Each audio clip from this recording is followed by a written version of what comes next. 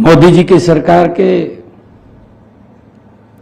11 वर्ष पूर्ण हुए हैं, गौरवशाली 11 वर्ष। अभी एक प्रदर्शनी का भी मैंने उद्घाटन किया है। ये प्रदर्शनी एक कहानी नहीं है, ये विकास की वो गाथा है जिसमें हमारे देश के अधिकारीगण, हमारे देश के 140 करोड़ लोगों का सहयोग, उनके सहयोग से पिछले 11 वर्षों में आदरणीय मोदी जी ने इस पटकथा को लिखा है। ये भारत विकास की नई ऊंचाइयों को ये छू रहा है। उसी कड़ी में मैं आज देख रहा हूं, जब ये कन्विंस डीड, ये वितरण समारोह, मैं इसमें आया हूं क्योंकि ये पहला जो कार्यक्रम था, उस कार्यक्रम में हमने ये कन्विंस डीड वितरण करने का कार्यक्रम मेरे ख्याल सोहना में रखा था, मानेसर में रखा था, हाँ सोना मानेसर में रखा था। और आज मेरा ये भाव था कि जितनी छूट गई हैं, जिसने भी अप्लाई किया है वो फिगर 0 हो जाए, सबको कन्विंस डीड मिल जाए।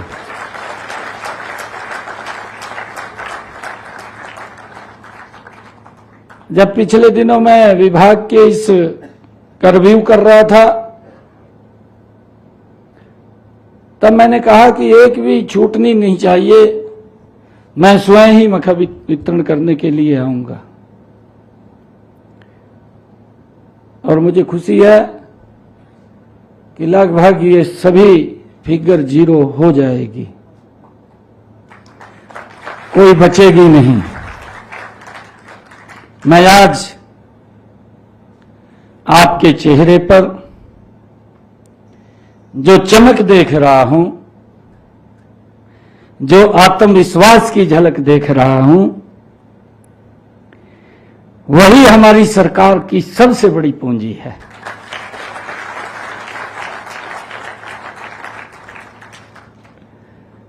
वही मोदी जी के 11 वर्षों की सबसे बड़ी सफलता भी है।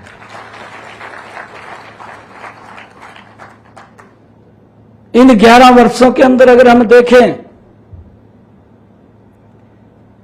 ऐसे ऐसे लिटिगेशन समाप्त हुए हैं, लंबे समय से जो हम झेल रहे थे, उससे पीड़ित थे। हमारे विकास गुप्ता जी ने भी उसका जिक्र किया। कई बार नोटिस लगा देते थे दुकान के ऊपर, कोर्ट में चक्कर काटते रहते थे। मैं धन्यवाद करना चाहूंगा आदरणीय मनोहर लाल जी का, जिन्होंने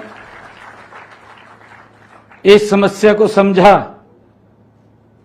और समझ करके उसका निराकरण करने का निर्णय किया। और आज मुझे खुशी है, जब हम दूसरे चरण में ये कन्विंस डीड वितरण के कार्यक्रम में आए हैं, तो आज पूरे हरियाणा प्रदेश के 250 ऐसे लोग यहां पर उपस्थित हैं जिनको आज उनकी दुकानों की रजिस्ट्रियां सौंपी गई हैं।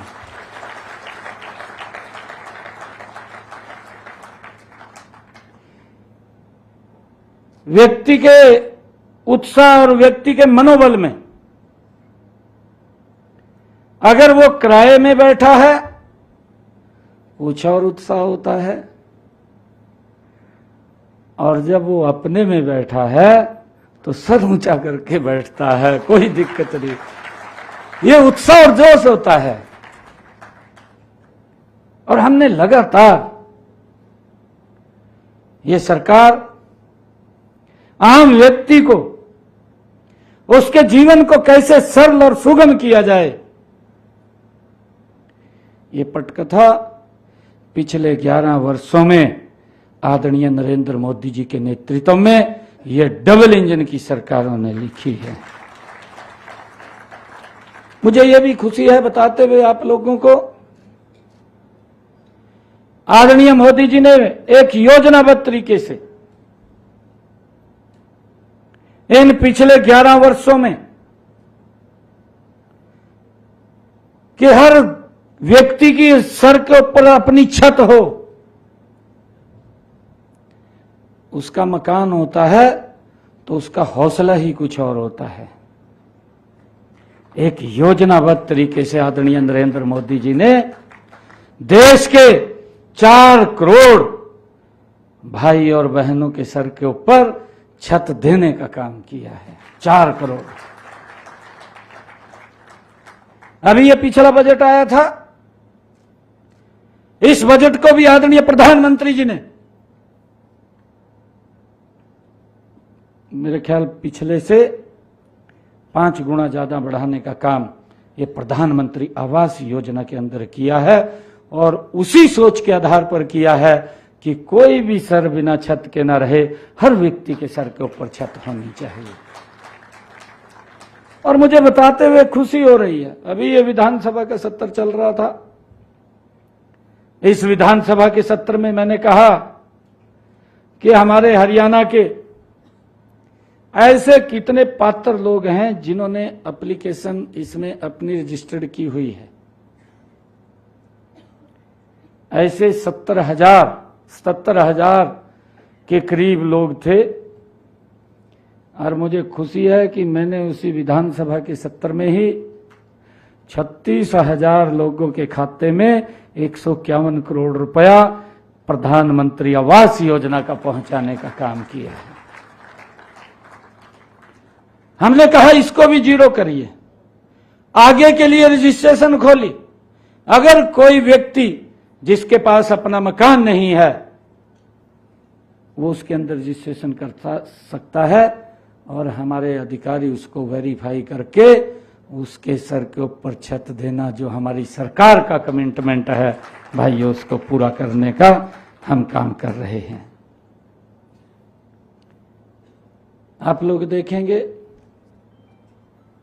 कि इन 11 वर्षों के अंदर एक निर्णय और बड़ा किया।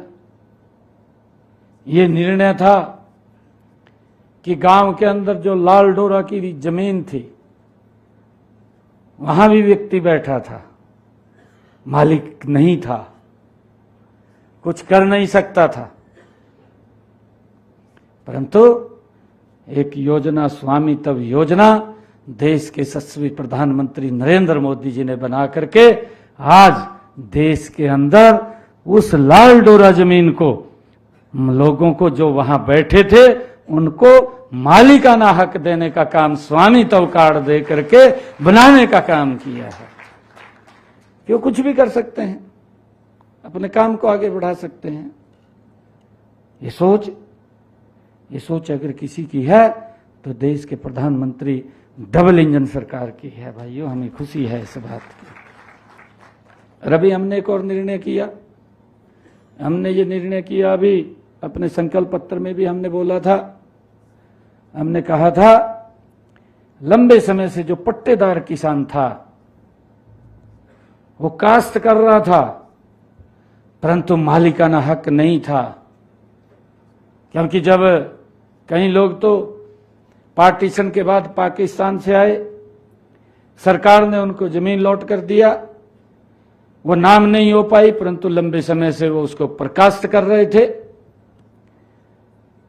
और उनके ऊपर एक कानूनी तलवार भी लटकी रहती थी, पता नहीं क्या होगा क्या नहीं होगा। परंतु ये निर्णय भी हमारी सरकार ने किया है कि ऐसे पट्टेदार किसानों को हमने अब मालिकाना हक देने का काम ये हमारी सरकार ने किया है। हमने एक और लिटिगेशन को इसके साथ समाप्त किया है।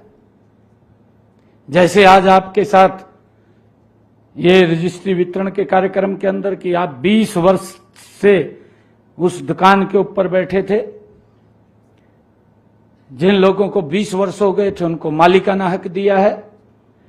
इसी प्रकार से गांव के अंदर जो पंचायत भूमि के ऊपर जिसने अपना मकान बना लिया था और वो भी लिटिगेशन के अंदर था,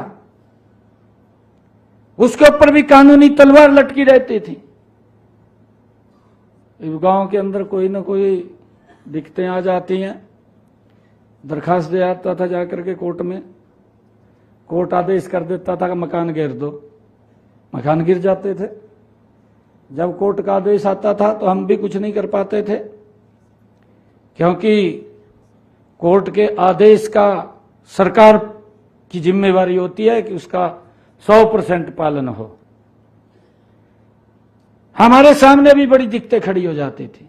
गांव के गांव इकट्ठे होकर के आते थे कि कुछ किया जाए, रोका जाए, मकान गिर रहे हैं, परंतु इसका भी समाधान किया है। हमने विधानसभा में बिल लेकर के आए, कैबिनेट के अंदर पास किया और पास करके निर्णय किया कि अगर कोई व्यक्ति 20 वर्षों से पंचायत भूमि के ऊपर मकान बना करके बैठा है तो उसको भी उसका मालिकाना हक दे दिया जाए, ताकि लिटिगेशन ही समाप्त हो जाए। वो हुई है। एक एक समस्या का समाधान। नहीं तो हमने ये देखा है पिछले आजादी के बाद समस्या को बड़ी समस्या कर देना। लोग घूमते रहते थे, बड़ी समस्या घर का वोट ले लेनी, ड्राई ड्रो का होना जाना कुछ नहीं।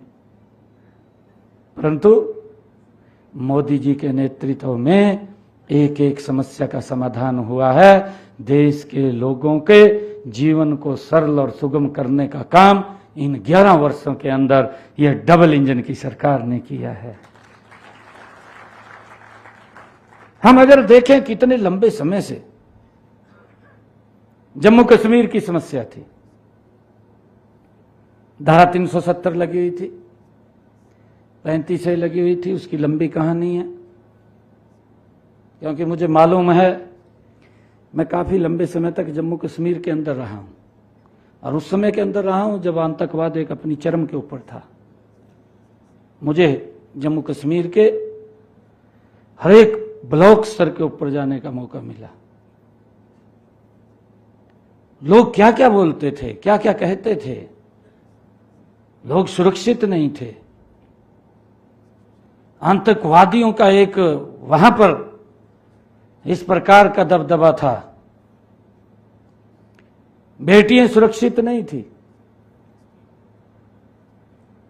वो अपनी पीड़ा हमारे सामने शेयर करते थे, बताते थे हमें। और यह निर्णय वैसे नहीं हुआ।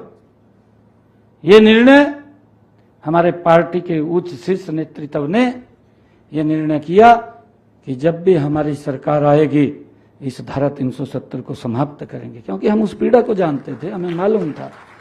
लोग भी चाहते थे कि धारा 370 समाप्त हो। उसकी आड़ में 3 परिवारों का ही काम चलता था, 3 परिवारों की राजनीति चलती थी। परंतु कितनी पीड़ा जब वो लोकसभा के अंदर मोदी जी बिल लेकर के आए, कितनी पीड़ा उन परिवारों को। क्या क्या नहीं बोला गया, क्या क्या शब्द नहीं कहे गए। आप सुन भी नहीं सकेंगे ऐसे ऐसे शब्द उन लोगों ने बोले हैं। और अब भी वो पीड़ा खत्म नहीं हो रही। ये एक समस्या थी, ये देश की समस्या थी। वो आज भी इस प्रकार की भाषा बोलते हैं कि जब हमें मौका मिलेगा तो इस धारा 370 को हम रिवर्ट कर देंगे। इस प्रकार की भाषा बोलते हैं।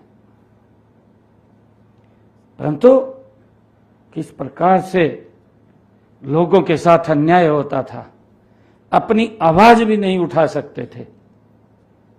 कश्मीर फाइल जो फिल्म आई है, यह कहानी नहीं है। वो कहानी नहीं है, अगर आप लोगों ने देखी होगी। वो सच्चाई है। और उस सच्चाई को वो लोग बर्दाश्त भी नहीं करते। उस धारा 370 को भी नरेंद्र मोदी जी ने जब कहा था कि हम समाप्त करेंगे और उसको धराशायी कर दिया, समाप्त कर दिया। ये बड़ा निर्णय भी ये मोदी जी ने किया है। मैं अभी बात कर रहा था छत्तीसगढ़ के अंदर नक्सलाइट का कितना प्रभाव था, कई राज्यों के अंदर उसका प्रभाव था। मैं लगभग छत्तीसगढ़ के अंदर भी काफी समय तक उस क्षेत्र के अंदर रहा हूं जो नक्सलाइट क्षेत्र था। मेरे तो सामने की आंखों के सामने की बात है, वो माइंस लगा रखी थी। रास्ते में हम गाड़ी से जा रहे थे, हमारे आगे एक पुलिस की बड़ी गाड़ी जा रही थी, वो माइंस फट गई हमारी आंखों के सामने। देखते देखते ऐसा दौर हमने देखा है।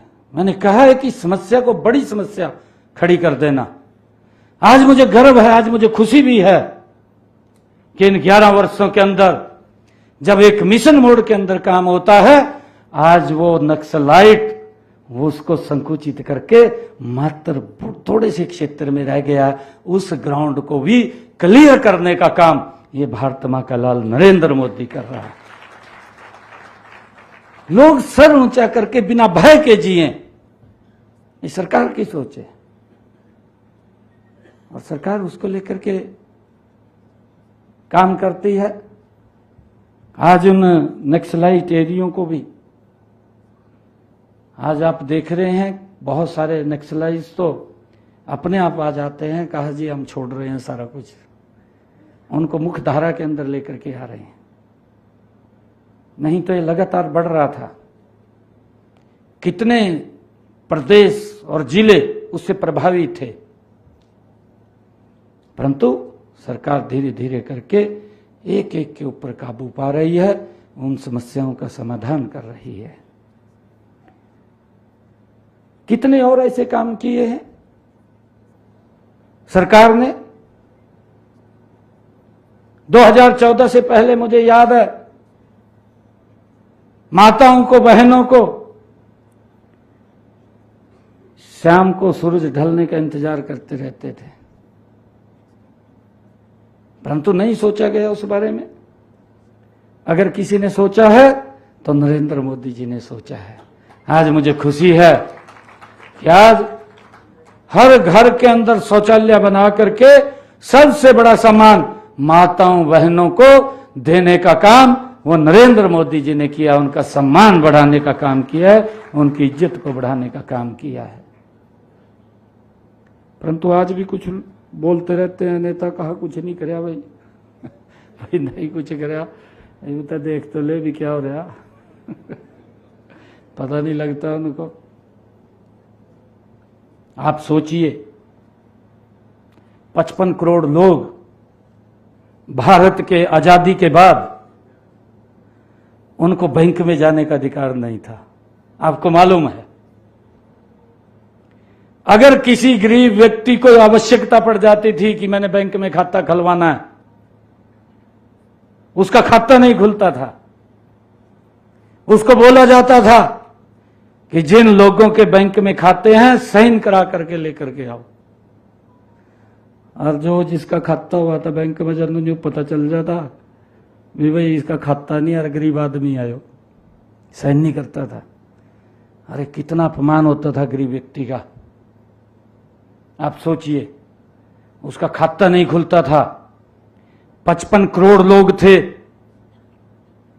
मोदी जी ने आकर के जनधन योजना लेकर के आए और उन 55 करोड़ लोगों को सीधा बैंक के साथ जोड़ने का काम किया, और जितनी योजनाएं चल रही हैं उनको उस खाते के साथ अटैच कर दिया। खाली खाता नहीं खुला। उन्होंने तो उस टाइम उसका विरोध किया, ये भी पूछने का काम किया, कहा मोदी जी इन खातों में पैसा कौन डालेगा, का खलवाए तो दिए। ये बात कही गई। भाई आज मेरे पास फिगर तो है नहीं है, परंतु मैं उन लोगों को आज ये कहना चाहता हूं कि उन 55 करोड़ खातों को देख ले, कितने हजार करोड़ रुपए उनके अंदर जमा है, ये आपको पता चल जाएगा। आप देख लीजिए उसको, मेरे पास फिगर नहीं है अभी। किसी ने 1000 रुपया जमा किया, किसी ने 2000 किया, किसी ने 20,000 किया, किसी ने 50,000 किया। उन्होंने उसके अंदर छोटी बचत करके अपने पैसे को उन खातों में जमा किया, क्योंकि उसको अवसर मिला है। जब किसी को अवसर मिलता है तो उसके अंदर वो अपनी बचत को कंट्रोल करता है। ये सम्मान बड़ा है। आप ये देखिए, इन 11 वर्षों के अंदर आज तक इस प्रकार की कोई नीति योजना नहीं थी। 2014 से पहले की मैं कई बार बताता हूं, क्योंकि मैं जब नारायणगढ़ से विधायक था, मेरे ध्यान में है,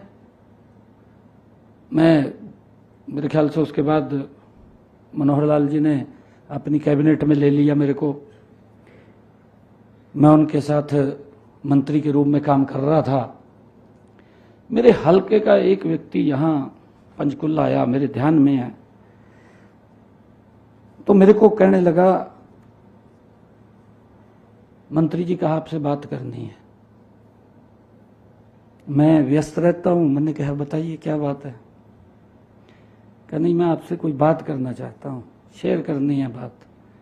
मैंने कहा बताइए क्या बात है। मेरे को उसने कहा, मंत्री जी कहा मैं पंचकुला कोई काम गया बस में, और बस में बैठ करके मैं जब पंचकुला यहां बस स्टैंड पे उतरा तो मेरे को दिक्कत हो गई। दिक्कत हुई, कहा मैं यहां सेक्टर 6 पंचकुला में डॉक्टर के पास आ गया। डॉक्टर के पास आया तो मैंने डॉक्टर को कहा कि मेरे को दिक्कत है। कहा, उसने चेक किया और चेक करके मेरे को कहने लगा, डॉक्टर भी आपको तो अभी एडमिट होना पड़ेगा। वो कहने लगा, जी मैंने तो घर भी नहीं बताया। कहा, डॉक्टर ने मेरे को कहा भी तेरे पास समय नहीं है, आपको अभी एडमिट होना पड़ेगा और आपका स्टंट डलेगा। वो कहा, जी मैं एडमिट हो गया, मेरा स्टंट डाल दिया डॉक्टर ने। अगले दिन कहा, मैंने घर पे फोन किया कि मैं तो यहां पंचकुला हॉस्पिटल में हूं। परिवार के लोग आए, जितना कि भी पैसा था वो दे करके कहा मैं घर चला गया। मेरे को कहने लगा, कहा जी मैं आपको ये बात कहने के लिए आया हूं, कहा 2014 से पहले ये स्थिति थी कि अगर किसी को ये पता चल जाता था कि मेरा स्टंट डलेगा तो डॉक्टर एक बात बोलता था कि पहले 3 लाख रुपए जमा करा, तब आपका स्टंट डलेगा। परंतु आज मोदी जी के समय के अंदर मेरे को डॉक्टर ने ये नहीं कहा कि आप पैसा 3 लाख रुपए जमा करा, मेरे को ये कहा कि आप अपना स्टंट डलवा।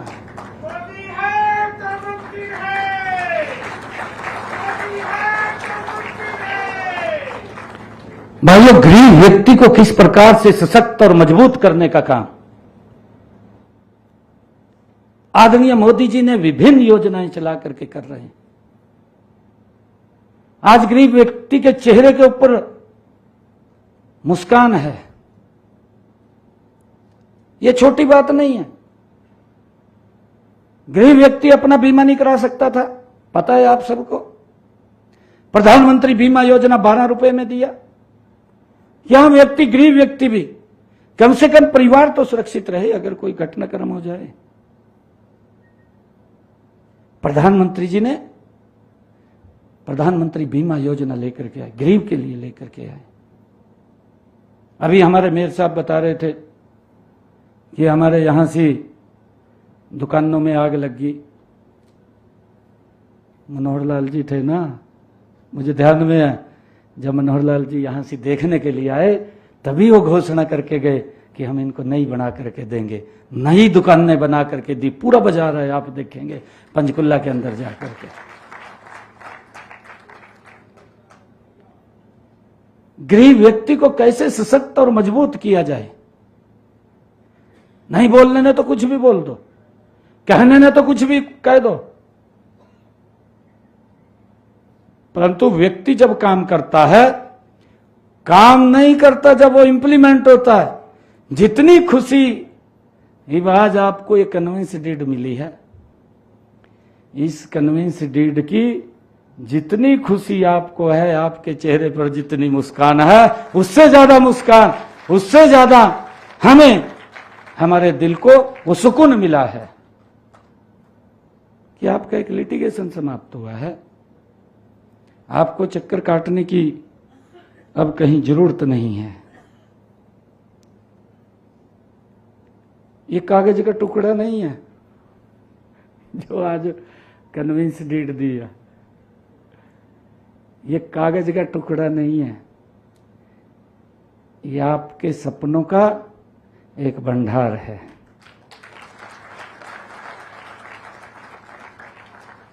व्यक्ति यही तो सोचता है कि मेरा अपना घर हो, मेरा अपना दुकान हो, यही सोचता है। बच्चे ठीक से पढ़ जाएं, अच्छी जगह रजिस्ट हो जाएं। बच्चों की बात आई है, आप देखिए, ये तो 2014 से पहले की बात है। अगर नौकरी भी लगनी होती थी, क्या क्या पापड़ बेलने पड़ते थे, दुकाना बिक जाती नहीं बिक जाती, नौकरी नहीं लगती थी, नौकरी नहीं लगती थी, पैसे चले जाते थे, दलाल ले जाते थे। परंतु आज 1,75,000 नौकरियां हरियाणा के अंदर बिना पर्ची बिना खर्ची के हरियाणा के युवाओं को दी हैं।